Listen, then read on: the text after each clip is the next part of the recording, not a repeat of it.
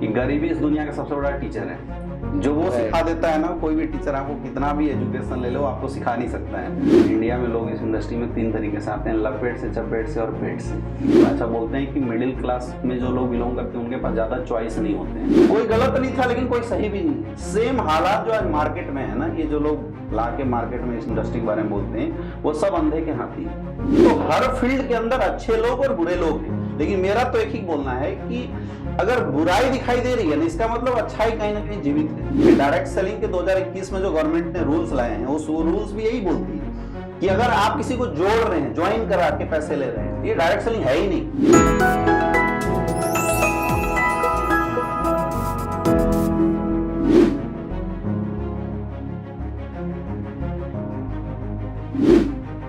नमस्कार, the Indian alert talks में आपका फिर से स्वागत है।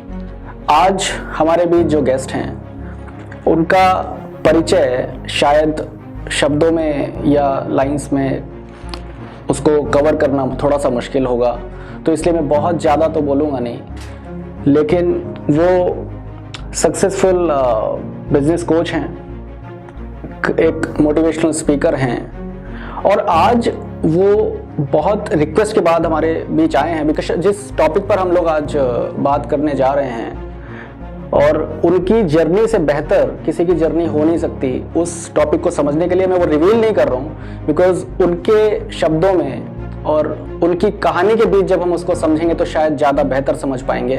तो मैं फ्रेम डायरेक्ट जो है वो कर रहा हूँ डॉक्टर अमित दुबे जी के हाथ। तो बहुत बहुत स्वागत है डॉक्टर अमित दुबे जी का। सर कैसे हैं आप? बहुत बढ़िया सर। तो जैसे कि क्या मतलब अगर स्टार्टिंग करें तो आपकी जर्नी के बारे में थोड़ा सा जानना चाहते हैं। ये बिजनेस कोच और मोटिवेशनल स्पीकर तक पहुंचने की जो जर्नी है, थोड़ा सा आपके बैकग्राउंड के साथ अगर आप समझा पाए तो। देखिए मेरी जर्नी ऐसी है सर, जिसको आप एक जो कहावत है ना कि परमात्मा किसी भी इंसान को किसी कारणवश इस धरती पे उसको जन्म देता है और अक्सर उसकी लाइफ में वो तब तक स्टेबल नहीं होता जब तक उसका कारण उसे लाइफ में ना मिले। मेरे साथ कुछ ऐसा ही हुआ था, मेरे जीवन में ऐसा ही कुछ था। मैंने जीवन में कभी भी नहीं सोचा था कि मैं इस फील्ड में आऊँगा या मेरा कोई इस फील्ड में का कोई कभी इंटरेस्ट था नहीं। मैं एक मिडिल क्लास फैमिली से बिलोंग करता हूँ, मेरे पिताजी किसान हैं। तो बचपन से ही हमें ये बताया गया था कि बेटा पढ़ो लिखो और अच्छी नौकरी लो। तो जो मेरा माइंड सेट शुरुआती जो था वो यही था कि पढ़ना लिखना है। और किसी टीचर ने मुझे बचपन में ये बता दिया था कि अगर तू पढ़ने लिखने में टॉप करेगा तो तेरी एजुकेशन अच्छी होगी तो तुम्हारी नौकरी अच्छी मिलेगी। तो दिमाग में जैसे छोटे बच्चे को आप जो फीड करा देते हैं वो उसके लिए जिद्दी हो जाता है। तो मेरे माइंड में क्या बनना है वो शुरुआती में क्लियर नहीं था, बट ये था कि जो पढ़ना है अच्छा पढ़ना है और जो पढ़ेंगे अच्छा करेंगे तो हमारी लाइफ जो है बहुत स्टेबल हो जाएगी। और खास करके आज जितने भी मिडिल क्लास के बच्चे होते हैं उन सबकी लाइफ में ये चीज होता है कि बचपन में जो उसको फिट कर दिया जाता है, क्योंकि बहुत बोला जाता है कि गरीबी इस दुनिया का सबसे बड़ा टीचर है। जो वो सिखा देता है ना, कोई भी टीचर आपको कितना भी एजुकेशन ले लो आपको सिखा नहीं सकता है। तो उस कंडीशन को हमने देखा था, तो वहां से माइंड में था कि पढ़ लिख के हमें आगे बढ़ना है। और मेरा ऐसा रिकॉर्ड था कि मैं पहले क्लास से लेके आज तक मैं कभी सेकेंड नहीं आया हूँ। मेरा ऐसा रिकॉर्ड था। मैं बड़ा बोल सकते हैं कि बड़ा कंपिटिटर इंसान रहे हैं कि अगर आप दो खड़े हैं और मुझे बोला जाए कि भाई आप दोनों में किसी भी फील्ड में कंपटीशन है तो मैं कोशिश करूंगा, आप मेरे दोस्त हैं तो मैं आपको बीट करूंगा। ऐसी मेरी शुरू से भावना रही है। तो मैं कभी भी किसी भी क्लास में सेकेंड नहीं आया। मतलब एजुकेशन मेरी काफ़ी अच्छी रही है, 90%, 95%, 96%। 10th के बाद अब आया कि कैरियर चूज करना है तो मेरे पास 2 ऑप्शन थे, या तो डॉक्टर बनो, इंजीनियर बनो। मिडिल क्लास में बहुत सारे ऑप्शन नहीं होते हैं, 2-4 मोटे मोटे ऑप्शन होते हैं, क्योंकि आपका फैमिली अक्सर वो बोलता है जो उसने देखा है। तो मेरे दिमाग में ऐसा था कि मैं जॉब करना नहीं चाहता था, पता नहीं ऐसा क्यों था। मुझे लगा कि अगर मैं डॉक्टर बन जाऊंगा तो लाइफ स्टेबल हो जाएगी, खुद का क्लिनिक खोल लेंगे, क्योंकि हम जिस एरिया में बिलोंग करते हैं वहां मैंने यही देखा था कि डॉक्टर अपनी क्लिनिक चला के अच्छे रहते हैं, लाइन लग के आती है। तो मैंने इसलिए अपना जो लक्ष्य बनाया वो बनाया कि मुझे एमबीबीएस कंप्लीट करना है और पैसा भी अच्छा बनता है। पैसा भी अच्छा बनता है। तो मुझे लगा ये दोनों काम हो जाएगी, एक तो लोगों की सेवा होगी तो नाम बनेगा और दूसरा पैसा भी हम अच्छा कमा सकते हैं। तो इस उद्देश्य से मैंने मेडिकल की तैयारी करनी शुरू करी और मेरा एजुकेशन अच्छा था, फोकस शुरू से ही अच्छा रहा है। तो मैंने फर्स्ट अटेम्प्ट में एमबीबीएस का एग्जाम भी निकाल दिया था। क्या बात है। और मुझे याद है कि जब मैं फर्स्ट ईयर में गया बनारस हिंदू यूनिवर्सिटी के अंदर, फर्स्ट ईयर में मैं गया और उसी समय मुझे डायरेक्ट सेलिंग इंडस्ट्री को देखने का मौका मिला।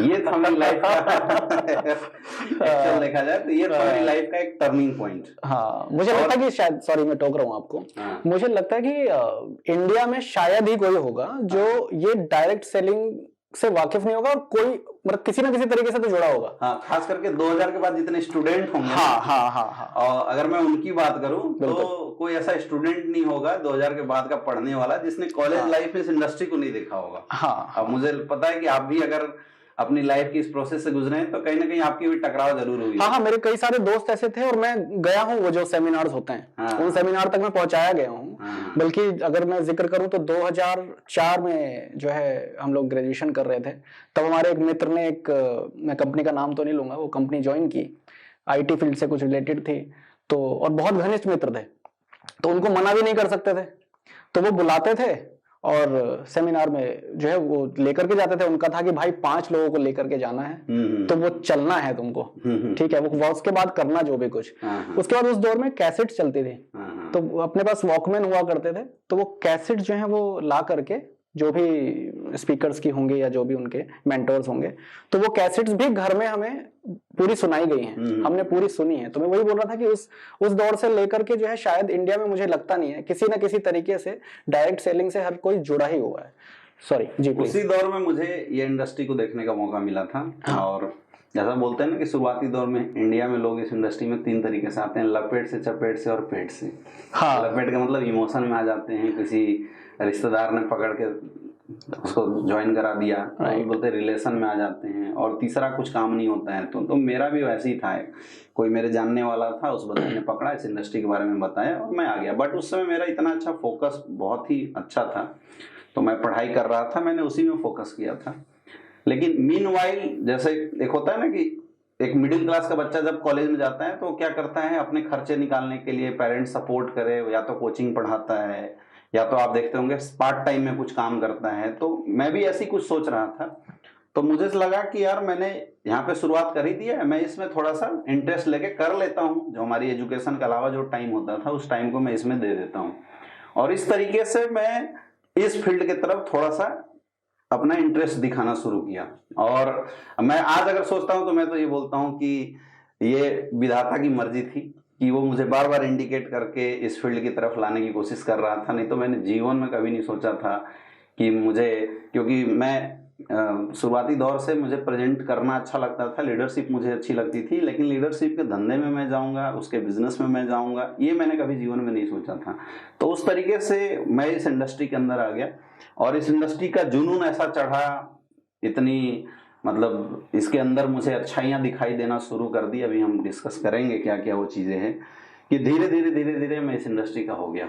और आज अगर आपके सामने खड़े हैं, आज अगर एज ए स्पीकर भी हम हैं, तो हम बोल सकते हैं कि ये सब कुछ इस इंडस्ट्री का ही देन है। और जो भी अभी आपके सामने जो प्रेजेंट अमित दुबे हैं, बोल सकते हैं इस इंडस्ट्री का एक रूप है। डार्क साइड और पॉजिटिव साइड हर कुछ देखने के बाद मुझे लगभग 11 साल हो गए।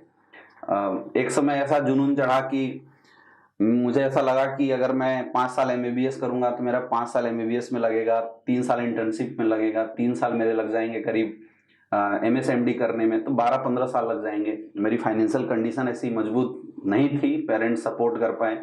तो एक दौर ऐसा भी आया कि जब मुझे ऐसा लगा कि मुझे कैरियर या फैमिली, इसके बीच में अपने आप को चुनाव करना पड़ेगा। तो ऐसा बोलते हैं कि मिडिल क्लास में जो लोग बिलोंग करते हैं उनके पास ज़्यादा चॉइस नहीं होते हैं, उन्हें ये देखना पड़ता है कि मेरी फैमिली के लिए क्या अच्छा है और मेरे फ्यूचर के लिए क्या अच्छा है। सपने सब देखते हैं, लेकिन सपने भी वही पूरा कर पाता है जिसके सपनों को पूरा करने का प्लेटफॉर्म और बैकबोन उसके पास साथ होता है। ऐसी एक परिस्थितियां, ऐसी सिचुएशन क्रिएट हुई कि हमने फर्स्ट ईयर के बाद फिर मैंने MBBS ड्रॉप कर दिया, क्योंकि मैं इंडस्ट्री में फोकस नहीं कर पा रहा था, काम नहीं कर पा रहा था। और इसकी एक और बड़ी वजह ये थी कि मतलब गलती से ही सही मेरे साथ कुछ ऐसे लोग आने लगे ना जो मेरे कहने पे बिलीव करने लगे, और मैंने देखा उनके सपने जगने लगे। ऐसे लोग जो जीवन में कुछ नहीं कर पाते थे, मेरी वजह से, मतलब मेरी बातों से, मेरे मोटिवेशन से वो लोग अपना कैरियर ढूंढने लगे मेरे अंदर। तो जब मैं लोगों को उनकी आंखों में आंखें डाल के देखता था तो मुझे ऐसा फील होता था कि यार ये मेरे से कुछ चाहता है और मैं इसके लिए कुछ कर सकता हूँ। तो बी फ्रैंक मैं बताऊं कि मैं अगर इस इंडस्ट्री में आया था, डायरेक्ट सेलिंग इंडस्ट्री के अंदर अगर मैं आया था, तो मैं इसलिए नहीं आया था कि मैं पैसे बनाऊं, क्योंकि पैसे बनाने का प्लेटफॉर्म ऑलरेडी मेरे पास था और मुझे नहीं लगता है कि उससे बड़ा प्लेटफॉर्म कुछ हो सकता है। कोविड के दौर में जितना ज्यादा पैसे डॉक्टर्स ने कमाए, मुझे नहीं लगता है कि ये आज बताने की जरूरत है।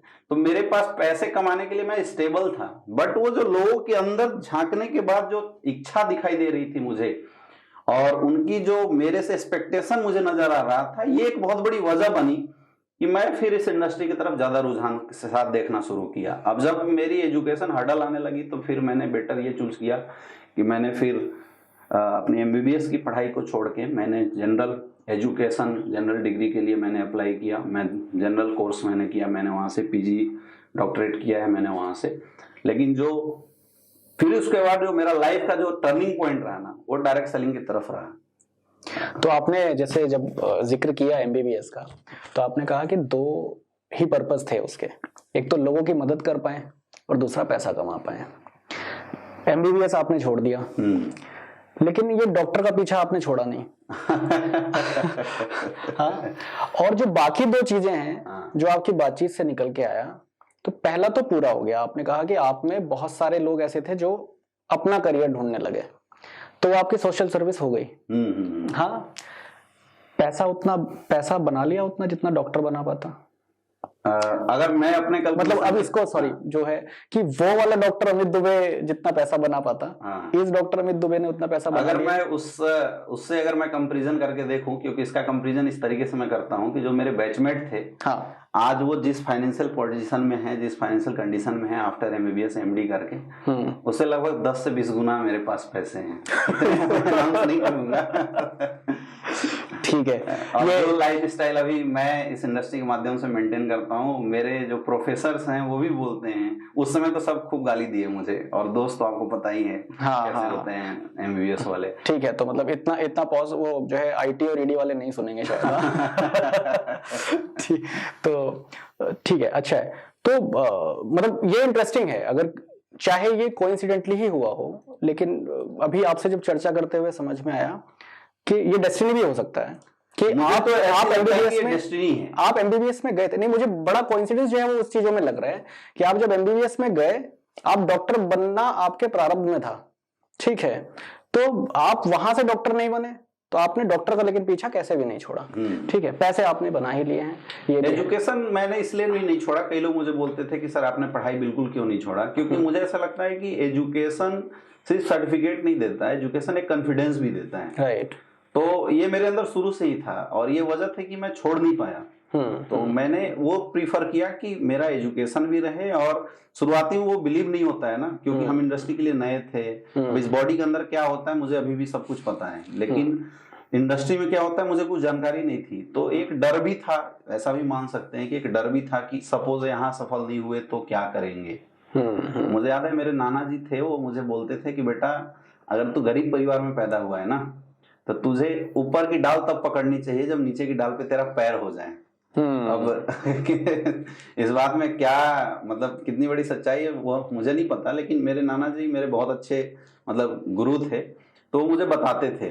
तो ये मुझे समझ में आ रहा था कि मेरे पास बेस होना चाहिए। और दूसरा, एजुकेशन जो कॉन्फिडेंस देता है ना, उसकी तुलना कोई कुछ किसी से नहीं कर सकता है। आज जितने भी लोग हैं, जैसे हम बोलते हैं कि कॉलेज ड्रॉप आउट हो गया वो बंदा, उसने कॉलेज ड्रॉप आउट तो किया लेकिन एजुकेशन उसने नहीं छोड़ा है। आप किसी की भी हिस्ट्री निकाल के देखिए, जिस फील्ड में हो गया ना उस फील्ड की एजुकेशन उसने लिया। तो हम नहीं बोल सकते कि एजुकेशन उसने छोड़ दिया, एजुकेशन उसने लिया है, इसलिए मैंने कंटिन्यू किया था। सो अमित जी क्या है, मतलब अगर आपका उदाहरण देखें, आप जैसे और भी जो लोग हैं, तो अगर हम देखें कि हर जगह कुछ सक्सेसफुल लोग होते हैं, कुछ फेलियर भी एग्जाम्पल्स अपने पास होते हैं, इस इंडस्ट्री में भी हैं। लेकिन ऐसा क्यों है कि इतना इंडिया में डायरेक्ट सेलिंग का इतना नेगेटिविटी या नेगेटिव मार्केट इस तरीके से क्या है? मतलब वो है वाकई में वहां पर कुछ ज्यादा है या ये कुछ क्रिएट किया हुआ है? बिकॉज जब हम लोग वही पर्सनल एक्सपीरियंस की मैंने जैसे बताया कि पर्सनल एक्सपीरियंस भी है, जब हम लोग जाते हैं तो जिसको बोलते हैं ना, हमारे वेस्ट यूपी में बोलते हैं कि जाम बांध देता है ना, ठीक है, तो जब सेमिनार हॉल में आप घुसते हैं, ठीक है ना, तो वहां पर वो लगता है ऐसा कि आज ही करोड़पति बना के उन्होंने निकाल देना है। और गाड़ियां जिस तरीके की वहां पर रुकती हैं, तो उसको देख करके मतलब मुझे लगता है कि यंग ब्लड जो होगा वो कोई भी जो है वो इन्फ्लुएंस हो जाएगा। लेकिन बहुत सारे केसेस ऐसे देखे गए हैं कि वो फेक चेक्स रिप्रेजेंट होना, गाड़ियां जो है वो मतलब होती नहीं है उनकी बट वो खाली दिखाने के लिए लाया जाना, तो ये इतना मिस इंटरप्रिटेशन जो है या इसमें किस सर तरह आपके की ना क्यों दो है? सवाल छुपे हुए हैं। जी, एक तो कि लोग की इस इंडस्ट्री के प्रति धारणा ऐसी क्यों है, लोग ऐसी Right. बातें क्यों कर रहे हैं, राइट, और दूसरा कि जो एग्जाम्पल आप बता रहे हैं कि इस इंडस्ट्री में काम करने का जो तरीका है वो ऐसा क्यों है। हाँ। तो हम एक एक करके उसको क्लियर करते हैं। सबसे पहले जो आपने बताया कि लोग इस तरह की बातें क्यों कर रहे हैं, हाँ। इसकी सर कहानी एक मैं आपको छोटी सी कहानी के माध्यम से समझाता हूँ। एक बार क्या था, एक गांव में 4 अंधे थे और उस गांव में किसी ने हाथी नहीं देखा था। तो एक बार उस गांव में किसी बारात में हाथी आया, तो सारे गांव वाले गए हाथी देखने के लिए। अंधों को भी किसी ने बोला कि चल भैया तू भी हाथी देख ले। तो चारों अंधे जाते हैं हाथी देखने। उन्होंने भी बोला कि महावत भैया मुझे भी हाथी दिखा दो। तो महावत हंसने लगा, बोला यार तुम अंधे कैसे देखोगे हाथी, लेकिन चलो कोई बात नहीं, आ जाओ देख लो, टच करके तुम लोग महसूस तो कर ही सकते हो। तो एक अंधा आगे जाता है और हाथी की सूंड पकड़ता है। तो 2 बार 3 बार हाथ फेर के अच्छे से बोलता है यार हाथी तो ऐसा लग रहा है जैसे मोटा अजगर सांप हो।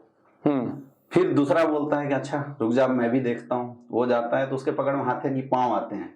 तो उसने 2 बार 3 बार हाथी के पैर पे ऊपर नीचे हाथ फेरा और वो बोलता है कि यार तू तो झूठ बोल रहा है, ये अजगर जैसा थोड़ी है, तो ऐसा लग रहा है जैसे बड़ा खंबा हो। ये दोनों झगड़ा करने लगे।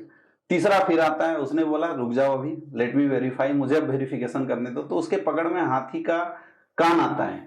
तो उसने हाथी के कान के ऊपर हाथ पैर फेरे और उसके बाद वो बोलता है यार तुम दोनों बेवकूफ हो क्या, ये किसी भी तरीके से ना फ्लेक्सिबल ना मोटापा कुछ भी नहीं लग रही, तो ऐसा लग रहा है जैसे सूप हो, सूप जैसा।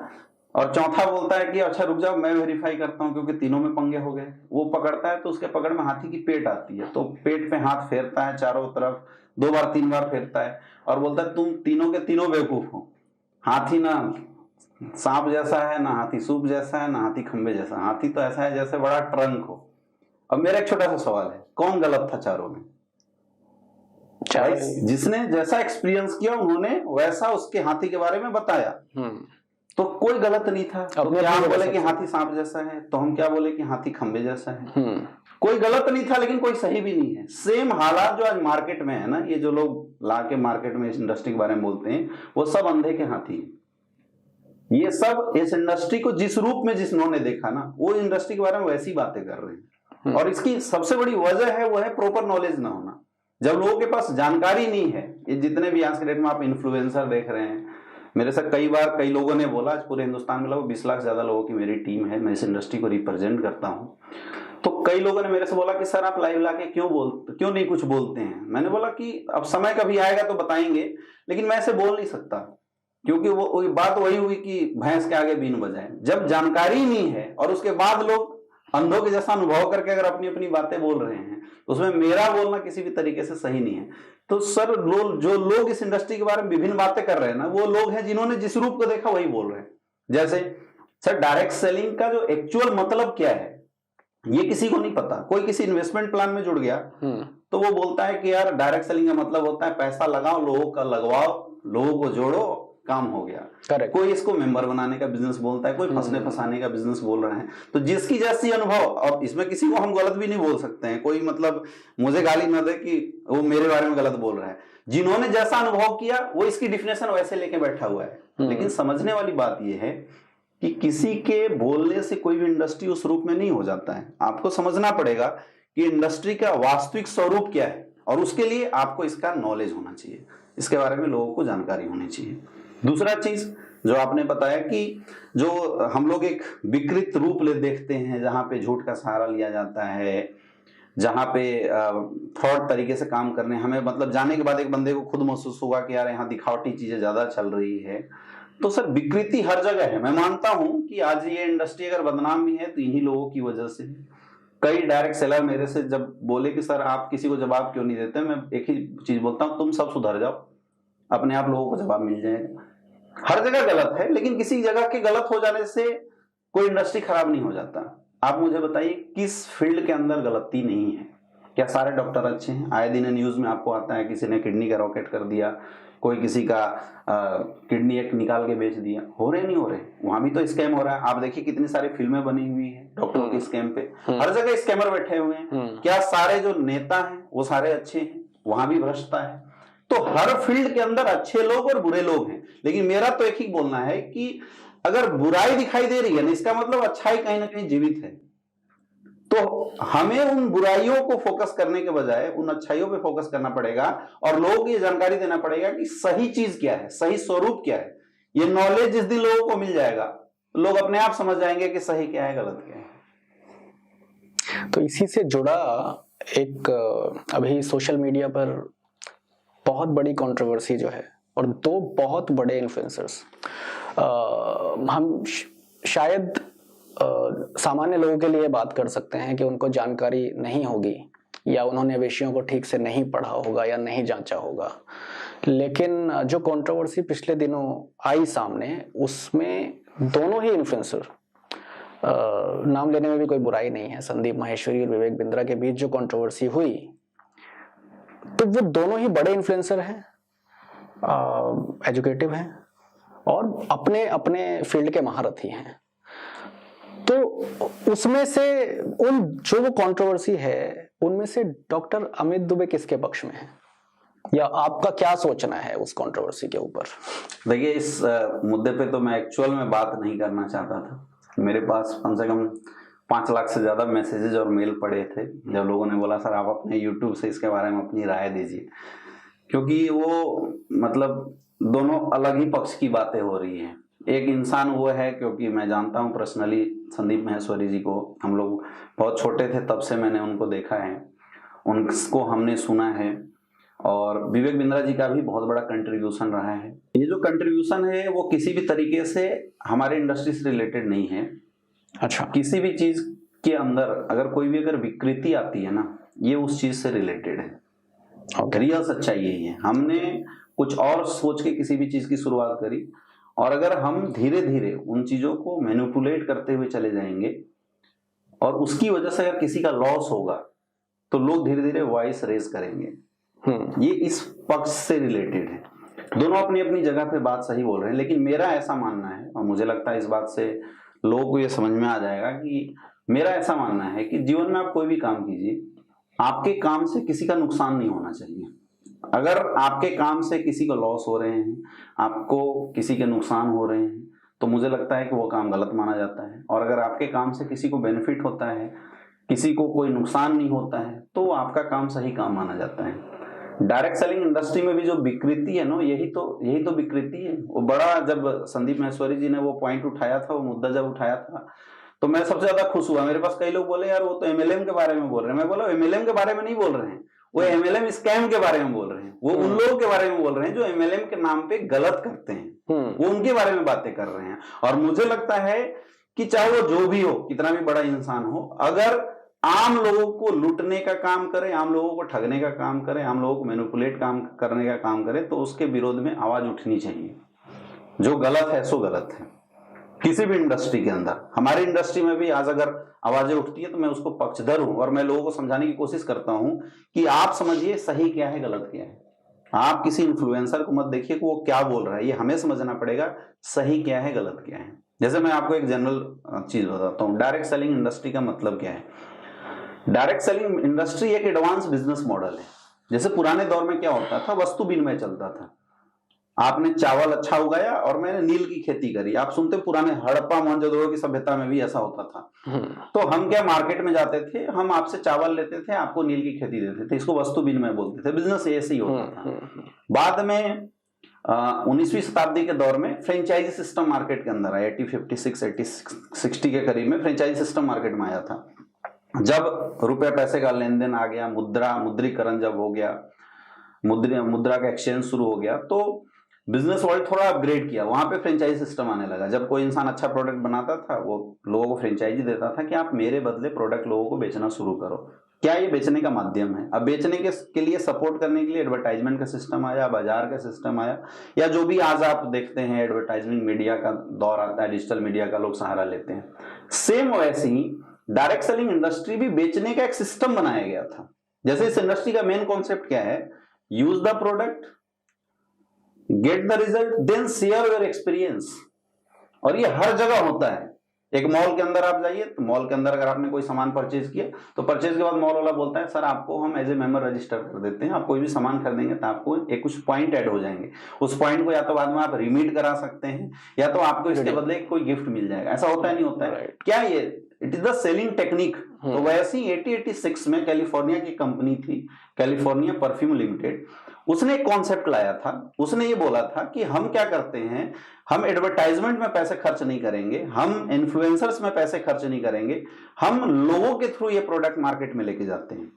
तो चूंकि कंपनी से डायरेक्ट लोगों तक जा रहा था इसलिए इसको बोला गया डायरेक्ट सेलिंग। 1886 आज की कहानी नहीं है। अब कोई बोले सर क्या 19वीं शताब्दी की ये बिजनेस है, तो मैं बोलता हूं ऐसा नहीं है। जब आप थोड़ा इतिहास पलट के देखेंगे तो हम्मुराबी सभ्यता जब थी उसके अंदर एक कोड आता था, पेडलर कोड, जिसके अंदर जो डायरेक्ट सेलर होते थे उस दौर में उनको पेडलर बोलते थे। वो डायरेक्ट सेलर क्या होते थे, किसी कंपनी की संस्था के द्वारा कोई अगर प्रोडक्ट उगाया जाता था उसको उठाते थे और घर घर जाके वो बेचते थे, उस समय पेडलर बोलते थे। तो डायरेक्ट सेलर यानी पेडलर, और पेडलर्स की सिक्योरिटी के लिए बनाया गया था, हम्मुराबी के अंदर कोड आता था, उसका भी वर्णन आता है कहीं हिस्ट्री के अंदर। यानी ये जो बिजनेस का जो तरीका था, ये तरीका कब से है? बहुत पुराने सभ्यता, मिस्र की सभ्यता के समय से है। लेकिन बाद में ये अमेरिका आते आते दब गया था, अमेरिका में भी आया था लेकिन दब गया था। 1886 में जब किसी कॉर्पोरेट ने इस कल्चर को अपनाया, बाद में उसी कंपनी को लोग एमोन के नाम से जानते हैं, उस कंपनी ने इस कल्चर को अपनाया था, तब ये पूरे वर्ल्ड के अंदर धीरे धीरे फैलना शुरू किया। अब ये कॉन्सेप्ट क्या बोलता है, आप पहले हमारा प्रोडक्ट यूज कीजिए, अगर आपको अच्छा लगता है तो आप प्रोडक्ट के बारे में लोगों को जानकारी दीजिए, अगर आपके माध्यम से वही प्रोडक्ट लोग अगर खरीदते हैं तो हम आपकी एक डायरेक्ट सेलिंग आईडी क्रिएट कर देंगे और आपके माध्यम से जितने लोगों के भी ये प्रोडक्ट जाता है तो उसका एक कमीशन हम आपको दे देंगे। अब ये पैसे कंपनी कहां से खर्च करती है? जो पैसे होलसेलर, रिटेलर, डिस्ट्रीब्यूटर चेन में जाता था, एडवर्टाइजमेंट में जाता था, वो 70% पैसा कंपनी डायरेक्ट सेलर के अंदर बांटती थी। ये थी शुरुआत। अब कॉन्सेप्ट सिंपल देखिए, जब फर्स्ट सेल आया, यानी हम बोल सकते हैं कि पुराने समय में जब बिजनेस होता था क्या बिकता था? अच्छा प्रोडक्ट बिकता था। फ्रेंचाइजी सिस्टम में क्या बिका? अच्छा प्रोडक्ट बिका। और डायरेक्ट सेलिंग में भी क्या था? अच्छा प्रोडक्ट ही बिक रहा था। कॉन्सेप्ट इसलिए बनाया गया था कि अच्छा प्रोडक्ट लोगों के माध्यम से बेचा जाए, क्योंकि लोग प्रमोट तभी करेंगे जब प्रोडक्ट उन्हें अच्छा लगेगा। कॉन्सेप्ट में प्रोडक्ट छुपा हुआ है। यहाँ पे एडवांस क्या है? Product plus opportunity. अगर आप हमारा प्रोडक्ट यूज करते हैं, अच्छा लगता है, अगर आपके माध्यम से अगर ये प्रोडक्ट बेचा जाता है, मतलब आपको एक अपॉर्चुनिटी प्रोवाइड करते हैं कि अगर आपके माध्यम से इस प्रोडक्ट की रिकमेंडेशन होती है तो एक पैसा एक आपको भी मिलेगा। यानी प्रोडक्ट प्लस अपॉर्चुनिटी इस इंडस्ट्री ने दिया था। तो ये लोगों के लिए काफी अच्छा रहा, क्योंकि जनरल लाइफ में भी देखिए आप सब ये काम जरूर करते हैं। आप किसी सैलून में जाते हैं, आपने बियर्ड अच्छे से सेट कराया, आप आपके दोस्त के पास आए, दोस्त ने पूछा भाई बड़ा स्मार्ट लग रहा है, कहाँ से कराया? आप नाम लेते नहीं लेते हैं, तो आपका दोस्त आपके कहने पे जाएगा नहीं जाएगा। लेकिन आज तक सैलून वाले ने अगली बार जब आप पहुंचे तो यार आपके बोलने से 5 दोस्त आए थे, ये लो मेरे तरफ से आज फ्री में आपका बियर्ड हम सेव कर देते हैं। ऐसा हुआ क्या? नहीं हुआ। आप जूते खरीदते हैं, जूता अच्छा लगता है, आप दोस्तों को बोलते हैं यार सही रेट में मिला है, दोस्त जाते हैं उस दुकान के पास, शूज खरीद के आते हैं, यानी आपके रिकमेंडेशन उसके धंधे में बेनिफिट हुआ नहीं हुआ। लेकिन आज तक चूंकि ऐसा सिस्टम नहीं था जहां से उससे आपको कोई बेनिफिट मिले। ये जो एफिलिएट मार्केटिंग है, ये सब क्या है? यही तो होता है कि जब वो कोई चीज के बारे में बताता है और उसके माध्यम से कुछ अगर सेल होता है तो उसके एवज में उसको प्रॉफिट मिलता है। तो डायरेक्ट सेलिंग बिजनेस मॉडल भी तो एग्जैक्टली ऐसा ही है। अब इसको हवा बनाने के लिए लोगों ने एक अलग स्वरूप प्रदान कर दिया इस इंडस्ट्री को, लेकिन एक्चुअल बिजनेस कॉन्सेप्ट यही है। और इसी बिजनेस कॉन्सेप्ट देखिए, डायरेक्ट सेलिंग के 2021 में जो गवर्नमेंट ने रूल्स लाए हैं, उस रूल्स भी यही बोलती है कि अगर आप किसी को जोड़ रहे हैं, ज्वाइन करा के पैसे ले रहे हैं, तो ये डायरेक्ट सेलिंग है ही नहीं। अब जो डायरेक्ट सेलिंग है ही नहीं उसको डायरेक्ट सेलिंग बोलना ये तो गलत है, वो तो अलग स्वरूप है, वो तो एक स्कैम है। डायरेक्ट सेलिंग का रूप क्या है? एक अच्छा प्रोडक्ट लोगों में अपॉर्चुनिटी के माध्यम से सेल करना। अगर ये कहीं भी हो रहा है, एक अच्छा एथिकल प्रोडक्ट, और मैं बोलता हूं use the product, get the result, satisfied yourself, then share experience. यहाँ पे तो वैसा हो रहा है। तो इसमें कहीं भी आपको लग दिखाई दे रहा है कि भैया यहाँ पे स्कैम की कोई बदबू आ रही है, स्कैम की कोई भनक आ रही है, या लोगों के साथ कुछ गलत हो रहा है? तो सीधी सी बात है, मैंने एक प्रोडक्ट लिया किसी भी संस्था का, और मेरी मम्मी को डायबिटीज था, मैंने डायबिटीज के लिए एक प्रोडक्ट लिया और मैंने पिलाया उनको जूसेस, बड़ा अच्छा रिजल्ट आ गया। अब मेरे चाचा को डायबिटीज होगा तो क्या देंगे? वही दूध देंगे, वही देंगे ना। अब चाचा के दोस्तों को अगर कुछ होगा तो चाचा क्या रिकमेंड करेंगे?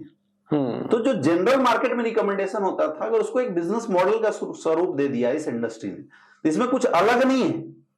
अलग जो लोगों को दिखाई दे रहा है ना, इसका बिगड़ा हुआ स्वरूप दिखाई दे रहा है। और मैं आज भी बोलता हूं, आपको सही और गलत समझना हो तो यही समझ लीजिए कि जो लोग इस तरीके से काम कर रहे हैं वो सही डायरेक्ट सेलिंग बिजनेस मॉडल है, और जो इसके अनुसार, इसके विपरीत जो अलग अलग तरीके से काम कर रहे हैं वो गलत बिजनेस मॉडल है। जैसे किसी को ऑडी दिखा के ज्वाइन करा ले रहे हैं, किसी को सेमिनार में फेक चेक दिखा के ज्वाइन करा रहे हैं, ये डायरेक्ट सेलिंग बिजनेस मॉडल ही नहीं है। और यही तो अवेयरनेस लोगों को समझना है। लोग कमेंट किसके ऊपर कर रहे हैं?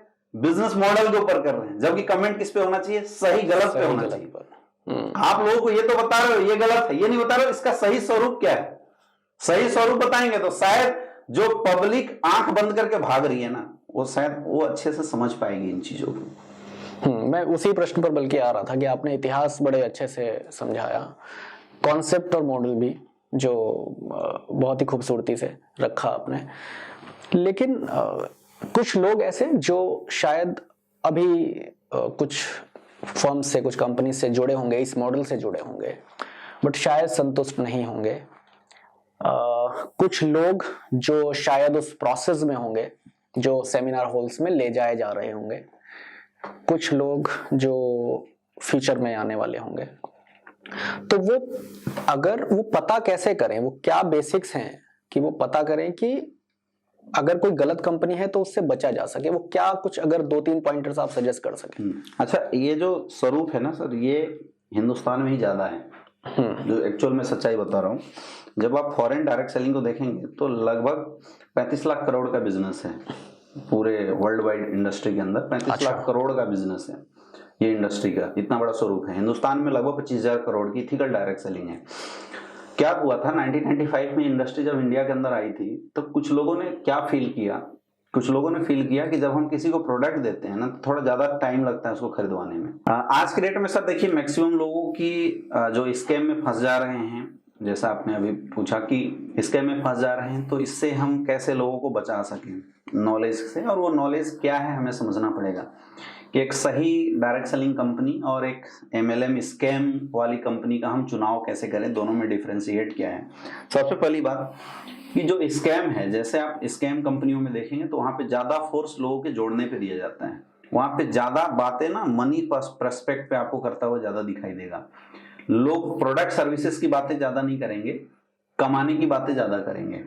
लोगों को कैसे लाना है, अचीवमेंट ज्यादा से ज्यादा कैसे लेना है, इसकी बात करते हैं। दुनिया के हर इंडस्ट्री, हर सेल्स में प्रॉफिट की बात की जाती है, लेकिन उस प्रॉफिट को पहुंचाने के लिए जो मेन चीज होता है वो होता है प्रोडक्ट। तो अगर आप किसी अच्छे डायरेक्ट सेलिंग इंडस्ट्री की तलाश कर रहे हैं और अगर आप परेशान हैं तो मैं आपको ये सजेशन देना चाहूंगा, आपको किसी भी इंडस्ट्री में 5 पॉइंट चेक करना चाहिए। डायरेक्ट सेलिंग के 2 पार्ट होते हैं। पहला होता है वो कंपनी, वो प्लेटफॉर्म जहां पे आप परफॉर्मेंस करेंगे, और दूसरा होता है आपकी एजुकेशन सिस्टम, जहां से आप और आपके लोगों का जो करियर है वो बहुत बड़ा बनने वाला है। इसको समझने वाली बात है। और इन पॉइंट्स को गवर्नमेंट ऑफ इंडिया ने भी, जो 2021 के रूल्स बने थे, उस रूल्स के अंदर भी बताया था। गवर्नमेंट ऑफ इंडिया के क्लियर चीजें उसमें मेंशन किया हुआ था। अब कंपनी से आपको 2 चीजें मिलती है। सबसे पहला, अच्छा प्रोडक्ट। आप जिस भी संस्था के साथ जाते हैं आपको पहले ये चेक करना है कि कंपनी के प्रोडक्ट कैसे हैं, क्या प्रोडक्ट हम जिन लोगों को देने वाले हैं उसके वाकई लायक है या नहीं है। आप ये भी चेक कीजिए, अगर आपके प्रोडक्ट को बेचने के लिए ऑडी, BMW, मर्सिडीज का सहारा लेना पड़ रहा है, मतलब स्कैम है, वो सही चीज नहीं है। क्योंकि प्रोडक्ट की खुद एक ताकत होती है। आप आज के डेट में जो भी साबुन इस्तेमाल करते हैं, इसलिए नहीं इस्तेमाल करते हैं कि साबुन वाला आपके घर में पैसा देता है, बल्कि इसे इस्तेमाल करते हैं क्योंकि साबुन आपको अच्छा लगता है। तो कोई भी जेन्युइन प्रोडक्ट के साथ अगर कोई भी संस्था, कोई भी कंपनी अगर काम कर रही है जिसके प्रोडक्ट अच्छे हैं, रिजल्ट ओरिएंटेड हैं, आपके लिए यूजफुल हैं, आप जिन लोगों को, आपके जो टारगेटेड कस्टमर हैं वहां पे दिया जा सकता है, उसकी फ्यूचर डिमांड बनी रहेगी, तो मुझे लगता है कि इसमें कभी कोई स्कैम होने का कोई डर नहीं रहेगा। दूसरा, आपकी करियर तब बनेगी जब आप जिस संस्था में काम कर रहे हैं उसमें पैसे अच्छे हो। तो हमें यह भी देखना होता है कि कंपनी का जो पे आउट सिस्टम है वो कितना स्ट्रांग है। और उसके बाद दूसरा पार्ट आता है एजुकेशन सिस्टम, जिसमें आपको ये चेक करना होता है कि कंपनी जो है हमें किस तरफ लेके जा रही है। अगर कहीं भी केवल जोड़ने की बात की जा रही है, समझ लो प्रॉब्लम है। कहीं भी अगर आपको शॉर्टकट में करोड़पति अमीर बनाने की बात की जा रही है तो गड़बड़ है। ऐसा कहीं नहीं होता। दुनिया के किसी भी फील्ड में सफल होने के लिए पेशेंस चाहिए, सफल होने के लिए टाइम चाहिए। सक्सेस टेक्स टाइम, सफलता के लिए समय लगता है। आपको ये चेक करना पड़ेगा कि वहां पे किस तरह की बातें की जा रही है, वो जो ग्रुप है आपको क्या बताने की कोशिश कर रहे हैं, वो एक जेन्युइन बिजनेस एजुकेशन बताने की बात करते हैं या नहीं करते हैं, या आपसे सिर्फ जल्दी से जल्दी आगे बढ़ो, जल्दी से जल्दी करोड़पति बनो, ऑडी खरीदो, BMW खरीदो, अगर इनकी बात कर रहे हैं तो आपको बचने की जरूरत है। ऐसे जगहों पे कभी भी करियर बड़ा नहीं बन सकता। और सबसे इंपॉर्टेंट चीज कि जो इंसान आपको मेंटरशिप दे रहा है उसकी सोच क्या है, वो इंसान आपको क्या बनाने की कोशिश कर रहा है। इसको हमारी भाषा में, इस इंडस्ट्री की भाषा में अपलाइन बोलते हैं। तो अगर एक अच्छा प्रोडक्ट मिलता है, अच्छी पे आउट सिस्टम मिलती है किसी भी संस्था के साथ, तो वो संस्था अच्छी है। एजुकेशन सिस्टम अच्छा देता है तो संस्था अच्छी है। अपलाइन का विजन अच्छा है, इस इंडस्ट्री के प्रति पॉजिटिव है, वो आपको उलझाने की कोशिश ना करता हो, आपको आगे बढ़ाने की कोशिश करता हो, तो इंडस्ट्री पक्की है, अच्छी है। वो इंसान अच्छा है, वो आपको आगे लेके जाएगा। और फिर पांचवा, हमारा भी रिस्पॉन्स होना चाहिए। कई ऐसे लोग भी हल्ला हंगामा कर रहे हैं जिन्होंने किसी के कहने पे पैसे डाल दिए थे, एक दिन भी काम नहीं किया है, और आज यूट्यूब पे वीडियो बना के डालते हैं। वो लोग बोलते हैं कि हाँ इस इंडस्ट्री में ऐसा होता है, वैसा होता है। मेरे दोस्त, आप लोग उन लोगों की बातें कर रहे हैं जिन्होंने कभी real MLM, real direct selling किया ही नहीं। आप उनके स्वरूप को दिखा रहे हैं जो लोग स्कैम के साथ हैं। आप उस स्वरूप को दिखाइए जो डायरेक्ट सेलिंग का पार्ट है। आप 10 लोगों का सेमिनार तो दिखाते हैं, लेकिन अगर आपको रियल दिखाना हो तो आप 25,000 इंदिरा गांधी स्टेडियम का सेमिनार में लोगों को भाड़े पे बुला कर भर के दिखा दो, तब मैं समझूं कि आप रियल इसकी बुराई कर रहे हो। अगर आप आज मार्केट के अंदर ऑडी BMW के झूठे सपने दिखाने की बात करते हो, अगर आप में रियल दम है तो वास्तविक में आप 20, 50, 100 जगवार BMW जैसी गाड़ियां एक साथ भाड़े पे शूटिंग के लिए ही लाके दिखा दो। मुझे पता है आप में इतनी ताकत नहीं है, आप में इतना दम नहीं है। ये कर सकता है तो इस इंडस्ट्री का रियल कोई हीरो है, इस इंडस्ट्री का रियल कोई बंदा है जिसने काम किया है, मेहनत किया है और उसने एक अच्छा नेटवर्क डेवलप किया है ना, ये वो कर सकता है। डायरेक्ट सेलिंग इंडस्ट्री में आज हजारों लोगों की करियर बनी है। 26,000 करोड़ का टर्नओवर आज तक इस इंडस्ट्री ने हिंदुस्तान के अंदर दिया है। और आने वाले समय में गवर्नमेंट बोल रहा है, KPMG का डाटा बोल रहा है, फिक्की की डाटा ये बता रही है कि 2025 तक ये इंडस्ट्री 65,450 करोड़ की इंडस्ट्री होने वाली है। आज गवर्नमेंट ऑफ इंडिया अगर इस इंडस्ट्री के प्रति गड़बड़ होता तो गवर्नमेंट ऑफ इंडिया इस इंडस्ट्री को लेके रूल्स नहीं लेके आती। और आज के रेट में लगातार जो पोंजी स्कीम और डायरेक्ट सेलिंग में जो डिफरेंशिएशन नहीं था 2023 के रूल्स में, गवर्नमेंट ऑफ इंडिया ने इसकी डिफरेंशिएशन की भी बात की है। तो मुझे लगता है कि हमें इन मुद्दे को देखना चाहिए, इन चीजों पे बात करना चाहिए। और जब इन बातों को देख के आप सही नॉलेज के साथ जब मार्केट में बात करेंगे तो लोगों को दिग्भ्रमित करने के बजाय आप एक सही मार्गदर्शन दिखा पाएंगे, लोग एक सही जगह दिखा पाएंगे, सही रास्ता दिखा पाएंगे, और लोगों के कैरियर में, उनके कैरियर को सही बनाने में आप मददगार साबित हो सकते हैं। और मैं भी आज टिया टॉक के माध्यम से सबको यही बताना चाहूंगा, इन्फ्लुएंसर जितने हैं मैं उनको भी यही बताना चाहूंगा, जितने भी हमारे व्यूअर्स हैं मैं उनको भी यही बताना चाहूंगा, जितने भी हिंदुस्तान में डायरेक्ट सेलिंग में अपनी करियर लगाने वाले लोग हैं मैं उनको भी यही बताना चाहूंगा, सही गलत का फैसला करो, सही गलत का चुनाव करो, सुनो सबकी, अपना नॉलेज, अपना दिमाग लगाइए। मैं नहीं बोलता जो मैंने बताया आप उसको सही मानिए, आप खुद सोचिए, अपने तरीके से सोचिए, और जो आपको अच्छा लगता है आप उस पर बात जब करेंगे ना तो आप कभी दिग्भ्रमित नहीं होंगे, कभी भी आप इन स्कैम में कभी नहीं फंसेंगे, और आप सुरक्षित एक बहुत बड़ा करियर बना सकते हैं। मैंने बनाया और मैंने बनते हुए लोगों को देखा है। मैंने इस इंडस्ट्री में 500 से लेकर 50 लाख रुपए महीने तक के सफर को देखा है और लोगों को वहां तक पहुंचाने का काम कर रहे हैं। तो ये सच्चाई है। अब बाकी आपकी मर्जी है कि आप क्या करना चाहते हैं, और आपकी मर्जी है कि आपके फैसले किस तरीके के होने चाहिए। मेरा सर ऐसा मानना है कि लोगों को बताना चाहिए। तो अमित जी, ये मार्केट पे जब हम इन जनरल टर्म्स सुनते हैं तो हम डायरेक्ट सेलिंग है, लेकिन MLM के नाम से भी जो है वो ज्यादा हम लोग जब इन जनरल जो है जब हम लोग सुनते हैं टर्म्स जो है तो MLM के नाम से ज्यादा सुनाई पड़ता है। तो ये डायरेक्ट सेलिंग और MLM में क्या डिफरेंस है? ये दोनों सर एक ही चीजें हैं। अच्छा, जैसे डायरेक्ट सेलिंग जब शुरू हुआ था जी, तो डायरेक्ट सेलिंग के 2 पार्ट होते हैं, सिंगल लेवल मार्केटिंग और मल्टी लेवल मार्केटिंग। तो मल्टी लेवल मार्केटिंग को ही MLM बोलते हैं। 86 में जब कॉन्सेप्ट शुरू हुआ था तो उस समय सिंगल लेवल मार्केटिंग होता था। सिंगल लेवल मार्केटिंग का मतलब कि मैंने प्रोडक्ट कंपनी से उठाया, डोर टू डोर जाके सप्लाई किया, आज भी होता है, उसको लोग सेल्स बोलते हैं यहाँ पे जनरली। मल्टी लेवल मार्केटिंग में क्या हुआ कि मैं प्रोडक्ट तो सेल कर ही रहा हूँ, साथ में मुझे एक पावर मिला कि मैं अपने डाउन में सेल करने वाले लोगों को भी जनरेट कर सकता हूँ। तो कई लेयर बन गए ना सेल्स के, तो मल्टी लेयर बनते हैं। ये 1896 में, ये 1869 के अंदर एमवे ने इसको शुरुआत किया था, मतलब मल्टी लेवल मार्केटिंग का जन्मदाता वही है। अच्छा, 1869 के अंदर, 1886 के अंदर ये शुरू हुआ, 1969 के अंदर, सॉरी 1969 के अंदर एमवे ने इसको शुरू किया था। लगभग मुझे लगता है 50-100 साल के बाद ये कॉन्सेप्ट शुरू हुआ था। इसको बोलते हैं मल्टी लेवल मार्केटिंग। तो मल्टी लेवल मार्केटिंग को ही बोलते हैं MLM। ये दोनों मतलब एक ही इसके दो पार्ट हैं। डायरेक्ट सेलिंग दो पार्ट, सिंगल लेवल मार्केटिंग और मल्टी लेवल मार्केटिंग। तो मल्टी लेवल मार्केटिंग को ही MLM बोलते हैं। अच्छा, हाँ, जो MLM स्कैम आप देख रहे हैं उसकी कहानी क्या है, हम उस पर आपको बताते हैं। एक्चुअली ये कॉन्सेप्ट हिंदुस्तान के अंदर आया था 1995 में।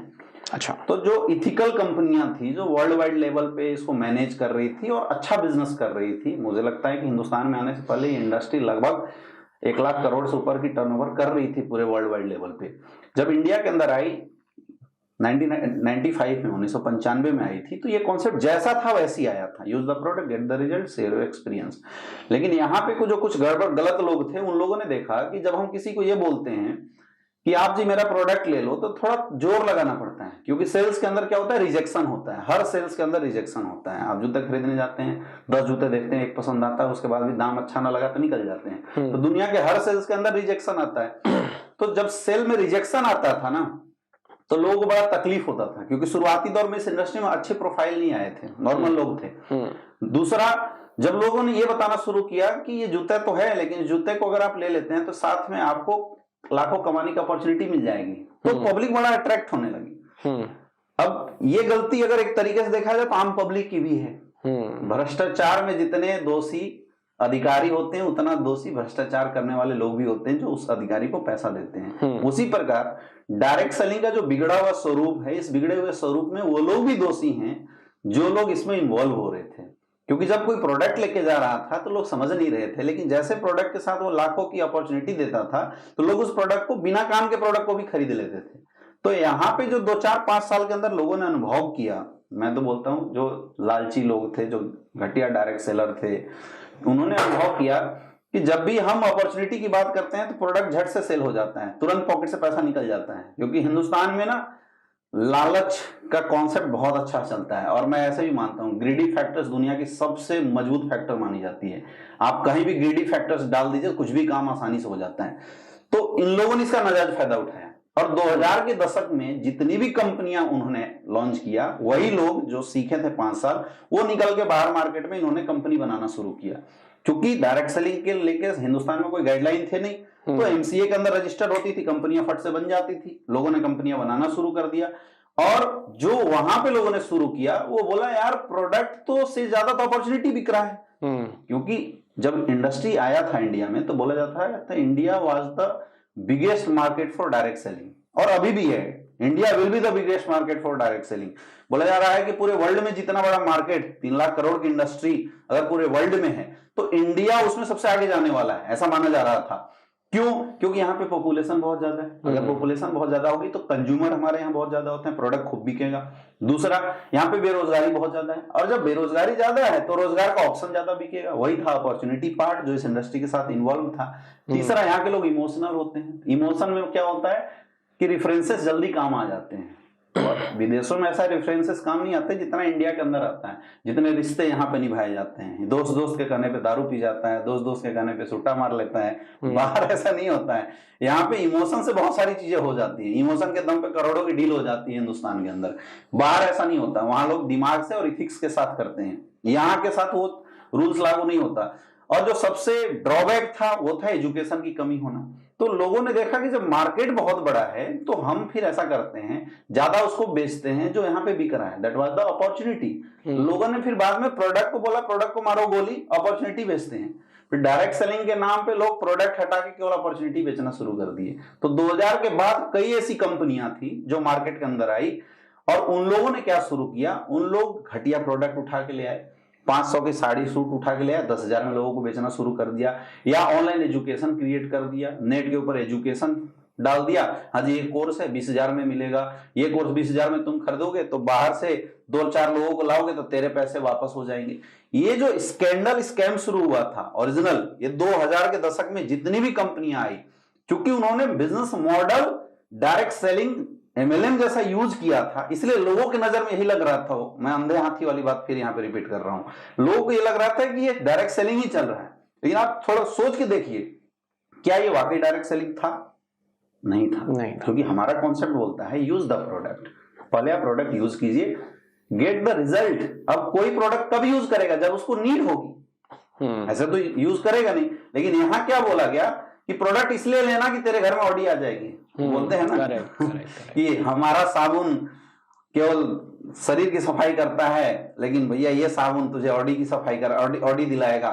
ये वाली जो डायलॉग मारना लोगों ने शुरू किया था, वो उसी दौर में शुरुआत हुई, उसी दौर में लोगों ने मारना शुरू किया ताकि लोग अपॉर्चुनिटी को देख के हमारे साथ ज्यादा ज्वाइन होने लगे। ये विकृत रूप है एक्चुअल देखा जाए तो, इस इंडस्ट्री की विकृत रूप है। जैसे मेडिकल फील्ड के अंदर विकृत रूप है, जैसे टीचिंग लाइन के अंदर विकृत फील्ड है, वैसे इस इंडस्ट्री की विकृत रूप है जिसको आज लोग MLM स्कैम के रूप में जान रहे हैं। अब हुआ क्या, अपॉर्चुनिटी बेचना कोई गलत नहीं है, मैं बोलता हूं, लेकिन जैसे 100 लोग आपके साथ आए तो 90% लोग किसी भी अपॉर्चुनिटी में पास नहीं होते हैं, फेल होते हैं। एक क्लास में अगर 100 लोग हैं, सेटल कितने लोग होते हैं? 10 लोग। अगर 100 लोग किसी क्रिकेट मैदान में जाते हैं क्रिकेट खेलने के, तो रणजी ट्रॉफी तक कितने लोग पहुंचते होंगे? 5 लोग, 10 लोग, ऐसी तो अनुपात होता है लोग। हाँ। हर जगह ऐसी है रेशियो, हर फील्ड के अंदर। 1 लाख लोग मेडिकल में एंट्रेंस में जाते हैं, 6000 लोगों का सिलेक्शन होता है। यूपीएससी में लाखों लोग जाते हैं, कितने लोगों का सिलेक्शन होता है आप सबके सामने है। तो हर जगह ये है, अपॉर्चुनिटी हर कोई नहीं पकड़ पाता।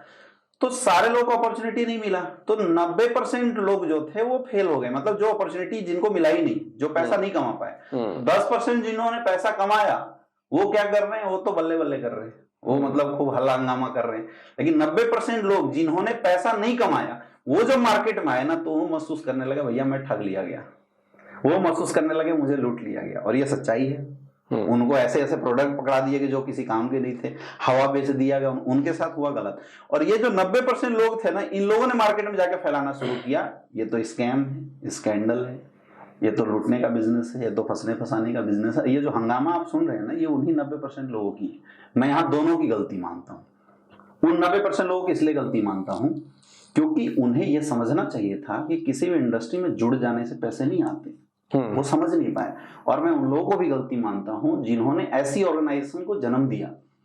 ऐसे घटिया लोगों को मैं बोलता हूं, ऐसे घटिया लोग जिन्होंने ऐसी कंपनियां बनाई, जिन्होंने ये नहीं देखा कि एक आम लोगों का पैसा हम यहाँ पे डलवा रहे हैं, एक आम लोगों की करियर के साथ हम खिलवाड़ कर रहे हैं। मैं अगर अपनी जर्नी की बात बताऊं तो मैं सच्चाई बता रहा हूं। जब मैं इस इंडस्ट्री के अंदर इन्वॉल्व हुआ तो मैं एक ऐसी कंपनी के साथ आ गया था जहां पे 500 रुपए की सूट, 200-250 रुपए के सूट 7-8-10 हजार रुपए में बेचा करते थे लोग। मैं उस कंपनी के चपेट में आ गया था और इतना हाई लेवल का मोटिवेशन था, जैसे आप बता रहे थे ना कि हॉल के बाहर जाओ तो फूल माला देखने के बाद ऐसा मिजाज हिल जाता था। इतना हाई लेवल का मोटिवेशन था कि मुझे ऐसा लगा यार इतना इज्जत मान सम्मान तो डॉक्टर को भी नहीं मिलेगा। रियल में अगर मैं बताऊं तो नॉलेज से ज्यादा मैं इन्फ्लुएंस में मेडिकल छोड़ गया था, ये सच्चाई थी। और ऐसे हजारों लोगों के साथ आ रहा है। बिल्कुल। लेकिन जब मैंने 2 साल 3 साल काम करने के बाद जब इसके वर्स्ट रूप को देखा, मैंने देखा जो लोग मेरे साथ काम कर रहे थे वो बेचारे किसी लायक नहीं रह रहे हैं, उनकी करियर खराब हो रही है, तो मैंने सोचना शुरू किया कि कुछ तो पंगेबाजी है। अब एक उपाय तो ये है कि मैं भी उन लोगों की श्रेणी में आ जाता जो बाहर खड़ा होकर चिल्ला रहे हैं, गाली दे रहे हैं। दूसरा ये उपाय है कि मैं ये रिसर्च करता, सही गलत का डिफ्रेंशिएट करता, और मैं वो लोग जिन्होंने मेरे भरोसे करियर लगाया था मैं उनको एक सही मार्गदर्शन दिखाऊं। और मैंने दूसरा रास्ता चूज किया। मैंने इस इंडस्ट्री पे रिसर्च किया। मैं आपको रियल बताऊं, 1.5 से 2 साल मैंने इस इंडस्ट्री को पूरा खंगाला। मैंने फॉरेन पॉलिसी को देखा, इंडियन पॉलिसी को देखा, हिंदुस्तान में क्या है, इसके प्रति क्या स्वरूप है, क्यों लोग बर्बाद हो रहे हैं, ये सारे स्वरूप को देखा। और मैंने देखने के बाद फिर मैंने ये चीज चूज किया कि सही क्या है, गलत क्या है। और मुझे ऐसा लगा कि जो गलत है, सही भी सामने खड़ा है, गलत को साइड करो, सही को चूज करो। मैंने सही को चूज किया और यह सच्चाई है कि मुझे 7 साल से एक सही डायरेक्ट सेलिंग संस्था के साथ मुझे काम करने का मौका मिला। आज 7 साल के अंदर 20 करोड़ से ज्यादा की मेरी खुद की अचीवमेंट है। जहां लोग बोलते हैं कुछ नहीं आता, मैं खुद बता रहा हूं, ये बताना नहीं चाहिए। टैक्स पे किया इसलिए मैं ताव के साथ बोल सकता हूं।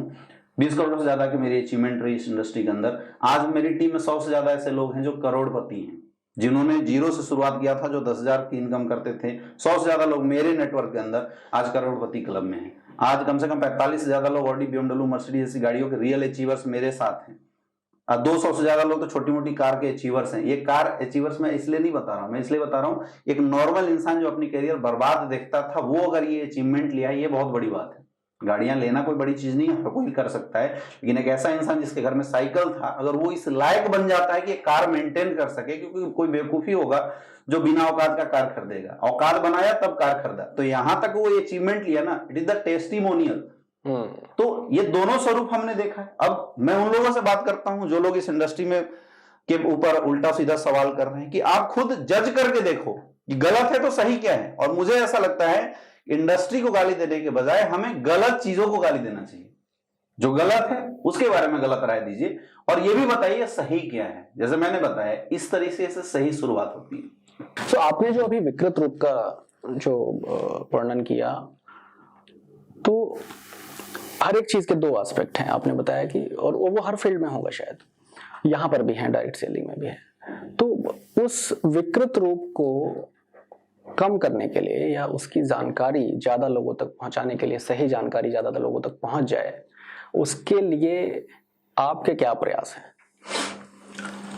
इस चीज के लिए देखिए, अभी मैंने क्योंकि मुझे ऐसा फील हुआ था कि जिस सिचुएशन से मैं गुजरा हूँ, आज हिंदुस्तान के बहुत सारे ऐसे यूथ हैं जो इस सिचुएशन से गुजर रहे हैं।